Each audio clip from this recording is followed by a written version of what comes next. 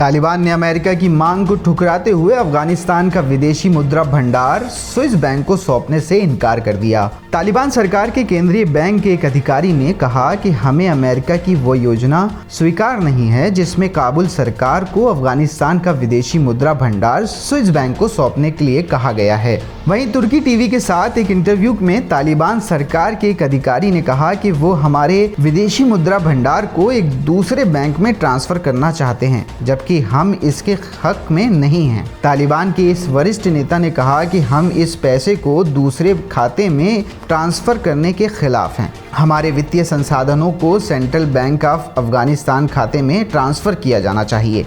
दूसरी तरफ तालिबान ने हालांकि अमेरिका की उस नीति का समर्थन किया है जिसमें बाइडेन प्रशासन ने अफगानिस्तान की इस दौलत पर निगरानी करने के लिए एक कमेटी के गठन की बात की है। बता दें कि इससे पहले तुर्की के एक सरकारी टीवी ने अपने सूत्रों के हवाले से खबर देते हुए कहा था कि वाशिंगटन एक योजना के तहत सेंट्रल बैंक ऑफ अफगानिस्तान से स्विस बैंक BIS को 3.5 अरब डॉलर सौंपना चाहता है।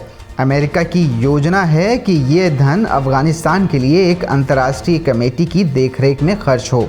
याद रहे कि अगस्त 2021 में अफगानिस्तान पर तालिबान के कब्जे के बाद अमेरिका ने अफगान सरकार के विदेशी मुद्रा भंडार को जब्त कर लिया था। अफगानिस्तान की दौलत पर कब्जा जमाते हुए बाइडेन प्रशासन ने अफगानिस्तान केंद्रीय बैंक के 7 अरब डॉलर को 9/11 के हमले में पीड़ित परिवारों के बीच बांटने की भी बात की थी।